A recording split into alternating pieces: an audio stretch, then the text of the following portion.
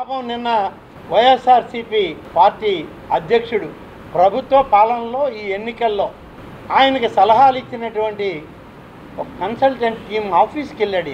ఆయన ఆఫీస్కి ఆయన పోలా 5 సంవత్సరాల్లో క్యాబినెట్ సమావేశానికి తప్ప ఆయన కార్యాలయానికే సెక్రటరేట్కి ఆయన పోయిన దాఖలాలు మనం చూడాల.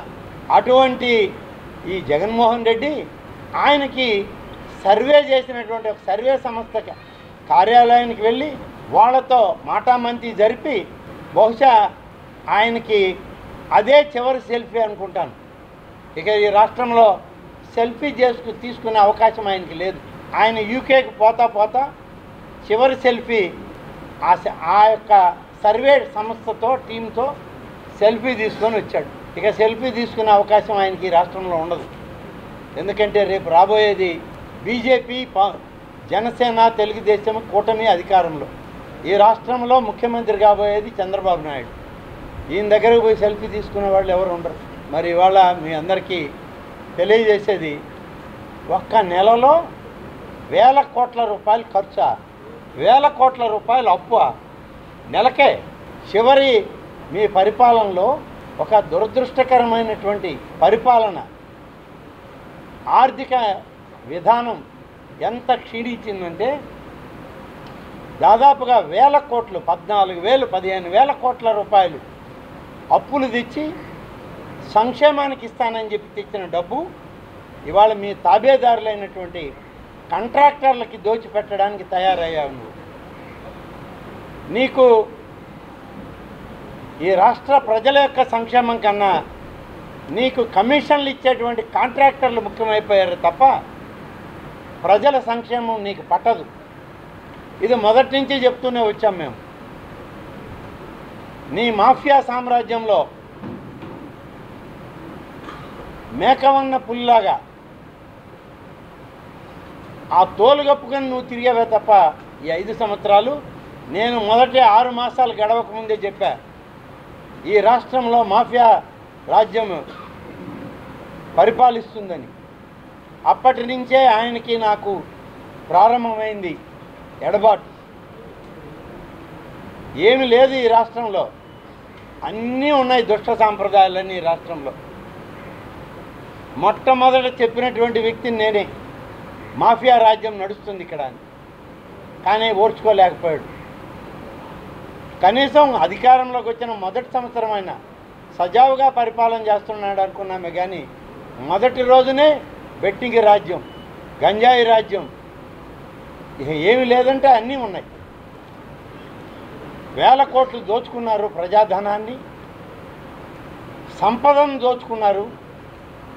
ఒక్క అవకాశం ఉన్నారు, 5 సంవత్సరాలు 5 రకాలుగా దోచుకొని చివరి సంవత్సరం రైతాంగాన్ని దోచుకోవడానికి ల్యాండ్ టైటిలింగ్ యాక్ట్ పెట్టి దాన్ని కూడా దోపిడీ చేయబోతే మీడియా ఒక సహకారం, వైసీపీ నాయకుల యొక్క బండారం బయటపెట్టి తెలుగుదేశం పార్టీ నాయకులు చేసినటువంటి విస్తృత ప్రచారం ప్రజలకు కూడా కనువిప్పు కలిగి రైతాంగం అసలు విషయాన్ని తెలుసుకొని మా ఆస్తులు దోచుకోవడానికి చివరికి ల్యాండ్ టైటిలింగ్ యాక్ట్ని అడ్డం పెట్టుకున్నాడు జగన్మోహన్ రెడ్డి అని చెప్పి భావించినటువంటి సందర్భంలో తెలుగుదేశం పార్టీ అధినేతగా చంద్రబాబు నాయుడు గారు, అలాగే పవన్ కళ్యాణ్ గారు, భారతీయ జనతా పార్టీ నాయకులు అందరూ కలిసి మేము అధికారంలోకి వచ్చిన వెంటనే ఈ చట్టవిరుద్ధమైన, రాజ్యాంగ విరుద్ధమైన ల్యాండ్ టైటిలింగ్ యాక్ట్ రద్దు చేస్తామని చెప్పి ఎప్పుడైతే చెప్పారో ఆ రద్దు చేస్తామన్న ప్రకటన రాగానే ఈ రాష్ట్రంలో రైతాంగం, ఆస్తులు కలిగినటువంటి గ్రామీణ ప్రాంతాల్లో ఉన్నటువంటి ప్రజలు వాళ్ళు ఊపిరి పీల్చుకున్నారు, ప్రశాంతంగా నిద్రపోయారు. నిద్ర లేచి కూటమి అభ్యర్థుల్ని గెలిపించడానికి వాళ్ళు చేశారు ప్రయత్నం. ఆ ప్రయత్నం విజయవంతమైంది. షైన్ హాస్పిటల్ నెల్లూరు ప్రజలకు శుభవార్త. మనందరికీ సుపరిచితమైన షైన్ హాస్పిటల్ శ్రీహరినగర్ నెల్లూరు నందు గత 9 సంవత్సరాలుగా షుగర్, బీపీ, థైరాయిడ్ మరియు క్రిటికల్ కేర్ రంగంలో విశేష అనుభవం గడించిన doctor Kamal Kumar Valluru MD internal medicine gold medalist గారు ఇప్పుడు నెల్లూరు షైన్ హాస్పిటల్ నందు సేవలందిస్తున్నారు. మా ప్రత్యేకతలు అతి తక్కువ ఖర్చుతో షుగర్, బీపీ, థైరాయిడ్, అధిక కొలెస్ట్రాల్ మరియు ఒబెసిటీకి వరల్డ్ క్లాస్ వైద్యం అందుబాటులో.